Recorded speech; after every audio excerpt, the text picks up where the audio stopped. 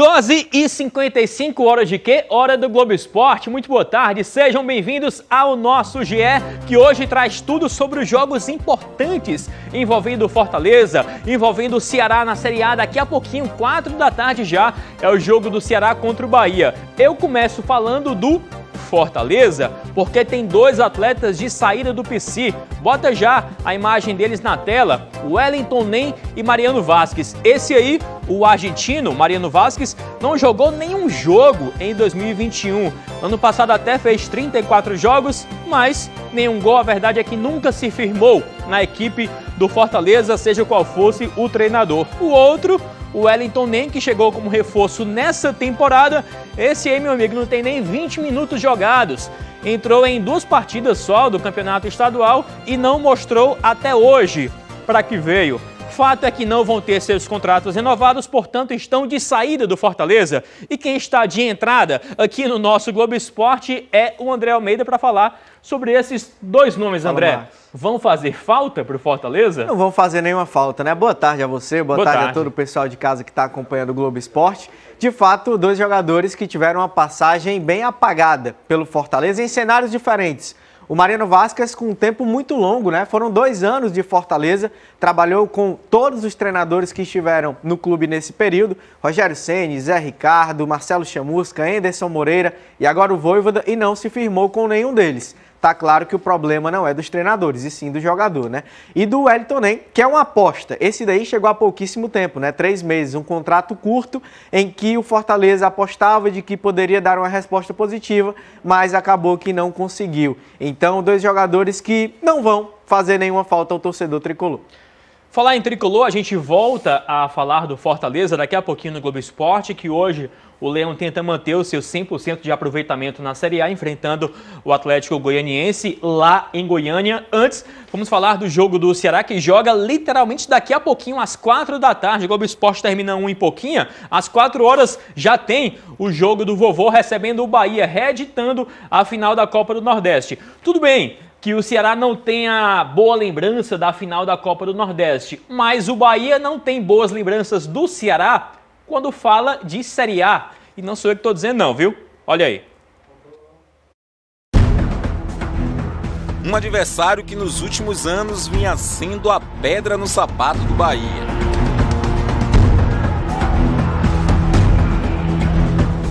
E só de ouvir falar, já dava medo em alguns tricolores. Que impôs ao Bahia um jejum de 8 jogos sem vitórias. Parecia ser um pesadelo sem fim. Mas o tricolor finalmente acordou. Venceu no último jogo e nos pênaltis ficou com a taça da Copa do Nordeste. O título do Bahia na Copa do Nordeste deixou a rivalidade entre os times mais acirrada. Só que pelo Campeonato Brasileiro, o Bahia ainda tem contas a acertar com os cearenses. Desde 2018, o Bahia não vence pelo Brasileirão. 4 jogos, com 3 derrotas e 1 empate. O Bahia vinha de 8 jogos sem ganhar do Ceará, foi campeão nos pênaltis e vamos ver se dá pra gente bater nele de novo na volta no Castelão. O Ceará viveu um momento conturbado. Perdeu o estadual e foi eliminado da Copa do Brasil para o Fortaleza, maior rival. Perdeu o título do Nordeste, por isso, crise instalada, com Vina hostilizado e tudo. Devemos nos apoiar nesses problemas que eles estão lá, para que nós possamos assim sair da vitoriosa. O Bahia deve ter algumas mudanças no time titular para essa partida. Vai para campo aqueles que estiverem melhor no momento. Eu penso que dificilmente todos os caras que jogaram esse jogo estarão em campo na quinta. Quem pode reaparecer no time é Nino Paraíba, que estava se recuperando de lesão. Como esteve presente nos treinos, é possível que o Bahia entre com um pedido de efeito suspensivo, para o lateral poder jogar contra o Ceará. Todo mundo sabe a importância do Nino para o time, né? Não só na parte ofensiva como na parte defensiva, onde nos ajuda bastante a criar e a defender. Então, um jogador muito importante para a equipe. E tendo a possibilidade de voltar na quinta, vai poder ajudar a gente muito aí nessa partida, não só nessa partida como nas outras partidas também. O Bahia querendo quebrar mais um jejum diante do Ceará e tirar de vez essa pedra do sapato.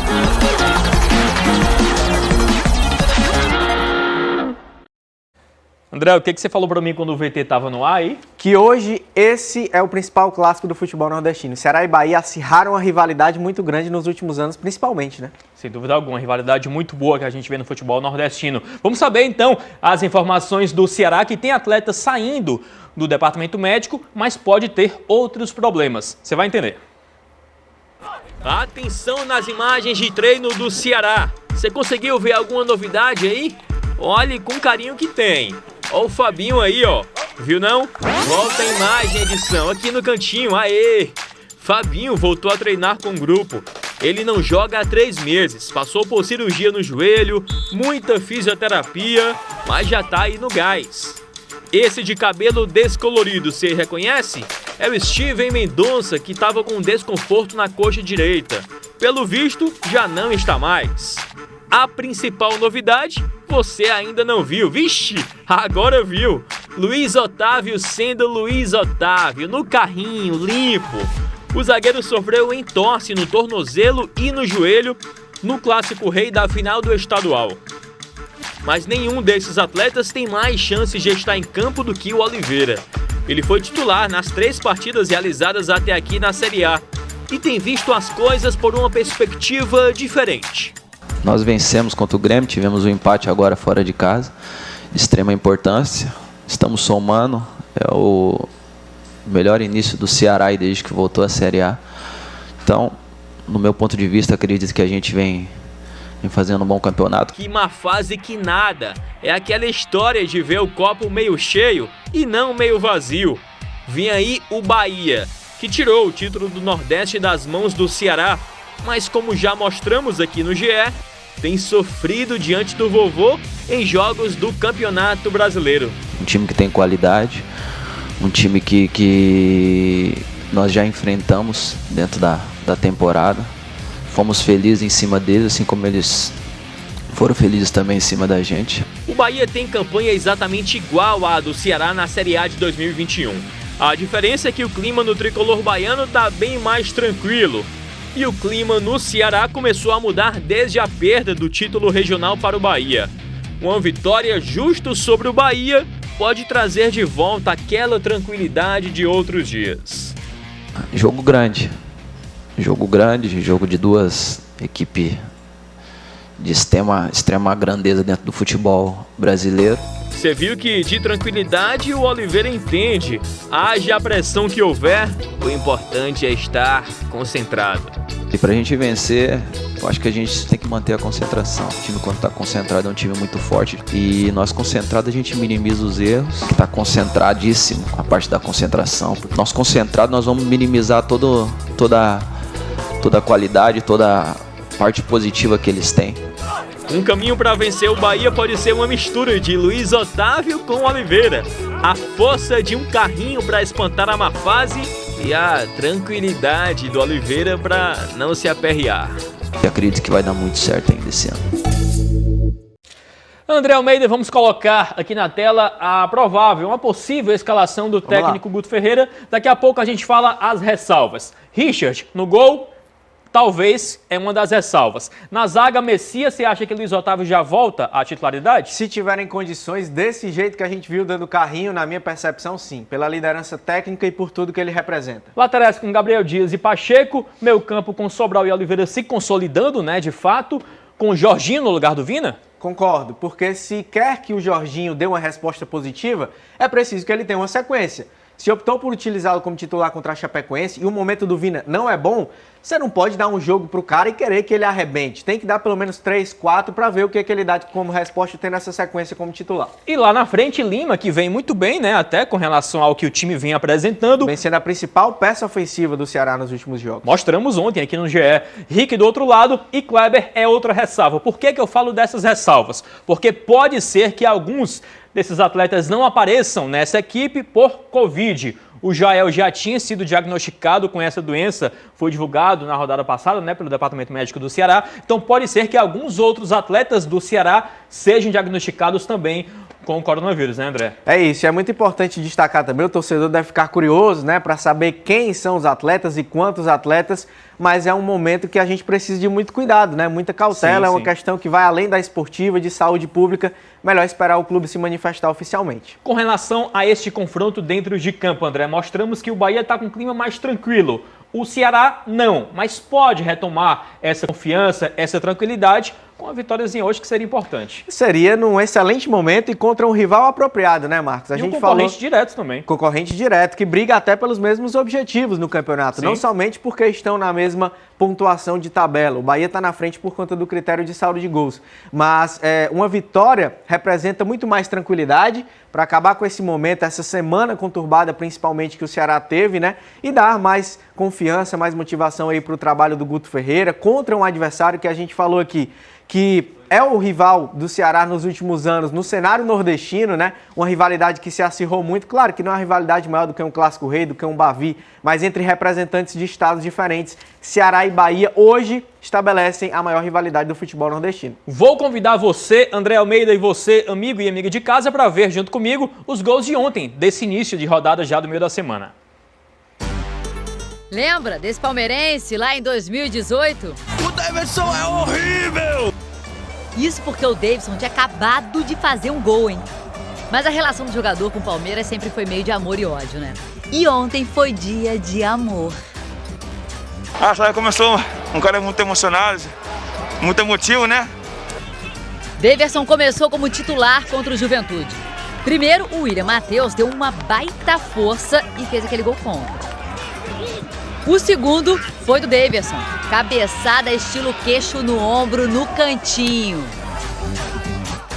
Pra fechar, Breno Lopes fez um golaço, pegou de primeira, mandou na gaveta, Palmeiras 3, Juventude 0. O Daniel Alves estava bravo. O VAR teria que ser uma solução, mas na mão de incompetentes não serve. Ele nem jogou pelo São Paulo contra a Chapecoense por causa de uma lesão no joelho.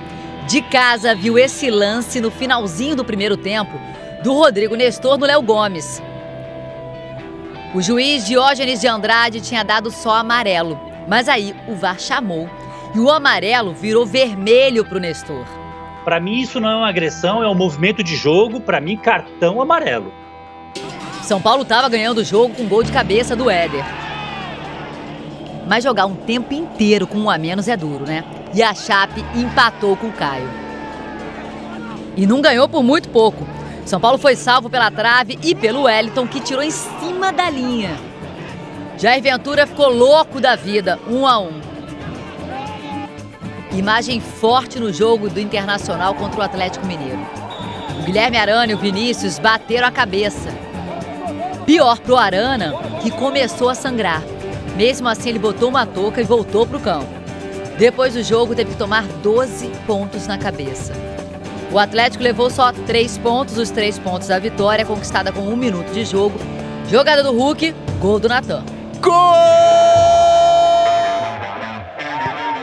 O Corinthians até começou bem contra o Bragantino, troca de passes e Rony fez 1-0.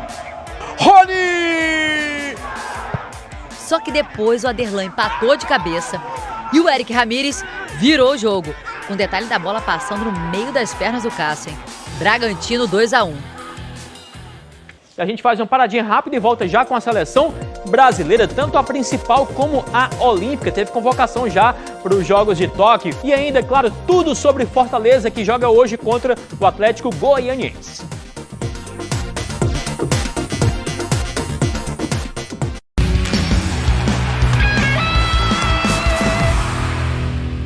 Gia, de volta trazendo os convocados para os Jogos de Tóquio. André Jardini divulgou a lista dos atletas que vão representar a nossa seleção em Tóquio hoje de manhã e está aqui no nosso telão para você ver tudinho. Santos, goleiro do Atlético Paranaense, foi um dos convocados com mais de 24 anos. Breno, do Grêmio, também foi convocado. Vamos para os zagueiros: Nino, do Fluminense, Diego Carlos, do Sevilha, Gabriel Magalhães, do Arsenal. Laterais: Daniel Alves, essa a maior surpresa da convocação, sem dúvida alguma, do alto de seus 38 anos, convocado para representar a nossa amarelinha em Tóquio. Gabriel Menino, mais uma vez sendo convocado como lateral, ele que é do Palmeiras, e Guilherme Arana, do Atlético Mineiro, que se machucou no jogo de ontem, como mostramos já, machucou a cabeça, mas não deve ser nada grave, nada sério, essa é a nossa torcida.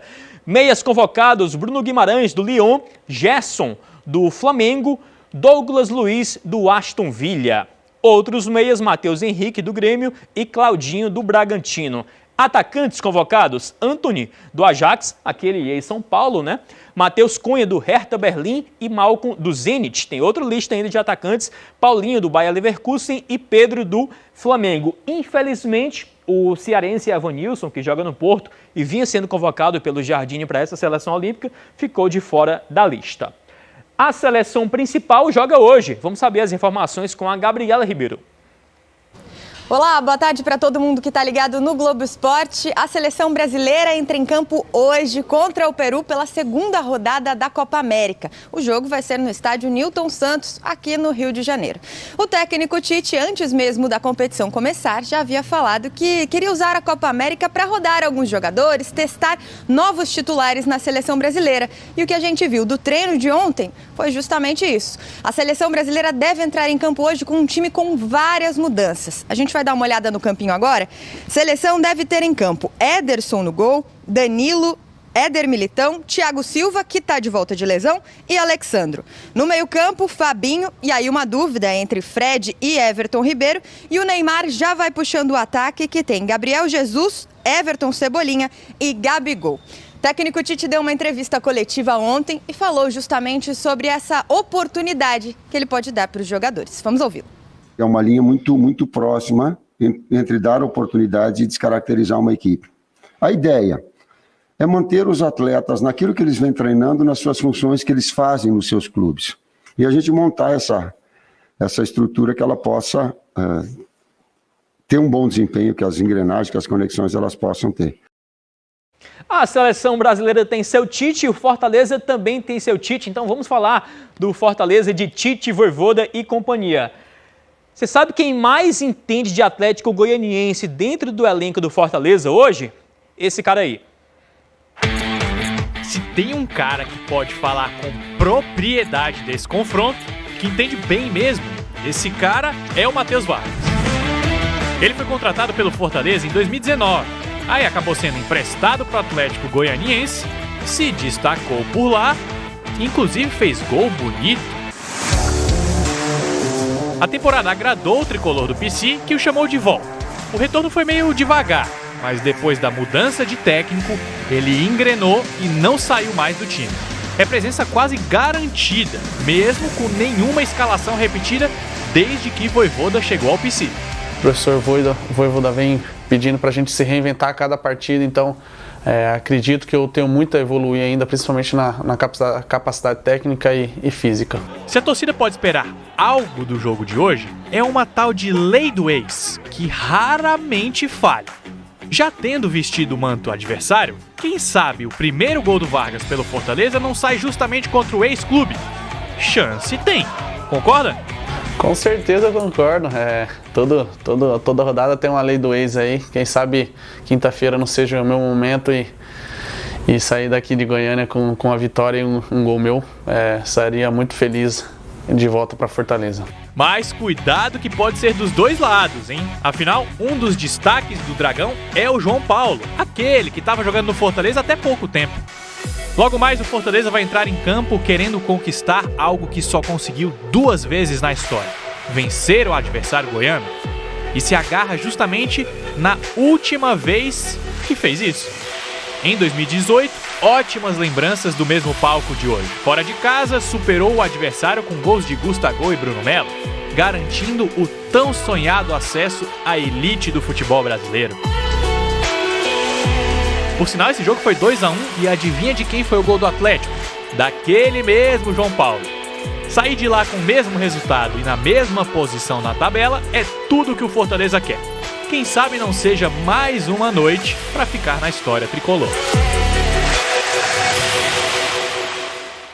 Será que vai dar Lion mais uma vez, André Almeida? Aqui na tela também o provável time do técnico Vojvoda, a coisa mais difícil de descobrir ultimamente. Em 10 jogos, 10 escalações diferentes, E a gente está apostando nessa hoje. O que você acha, André? A base deve ser mais ou menos essa, Marcos. Pelo menos é o que tem sido utilizado nos jogos recentes, né?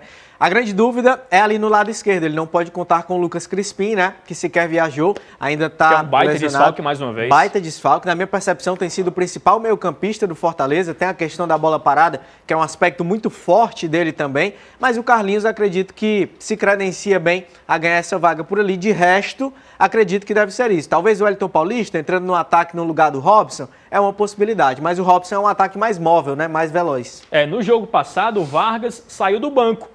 Não começou como titular, assim como o Wellington Paulista saiu do banco e fez o gol da vitória também. Luiz Henrique foi titular, né? Pode ser que apareça também, mas o mais importante desse Fortaleza, Marcos, é que independente de quem entre, quem saia, mantém-se a mesma postura, mantém-se a mesma forma de jogar. Um time muito coeso, muito organizado, que tem uma entrega coletiva muito grande e o que tem agradado o torcedor tem sido muito isso. Claro que os resultados são excelentes. Em 10 jogos, 8 vitórias e 2 empates, está invicto, quase 90% de aproveitamento. Mas a forma que o Fortaleza tem jogado é o que mais tem agradado nesse início de trabalho do Vojvoda. E eu estou bem curioso para ver esse confronto com o Atlético Goianiense, que também vive uma boa fase e também deve propor o jogo, assim como gosta do Fortaleza. E é um time perigoso. O torcedor não espere facilidade. É um time que está invicto no campeonato também, com 100% de aproveitamento. Eliminou o Corinthians na Copa do Brasil. Time de muita força física, de muita velocidade. Aposta nas transições rápidas, bem organizado taticamente também. Tem o João Paulo, que está vivendo uma boa fase no Atlético Goianiense, mas tem também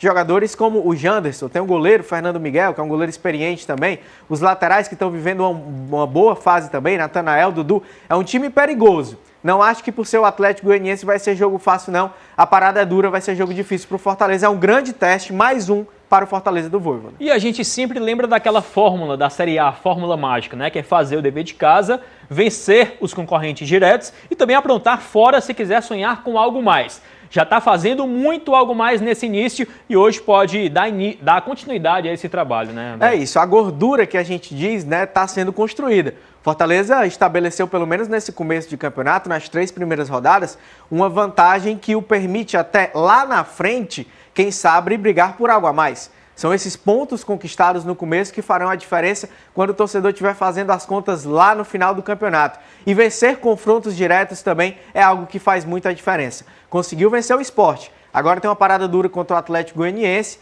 trazendo um bom resultado, pontuando lá em Goiânia. O Fortaleza vai ficar numa situação muito boa, muito positiva nessas primeiras rodadas. Jogo do Fortaleza às 7 da noite com transmissão do Premier, tempo real no GE.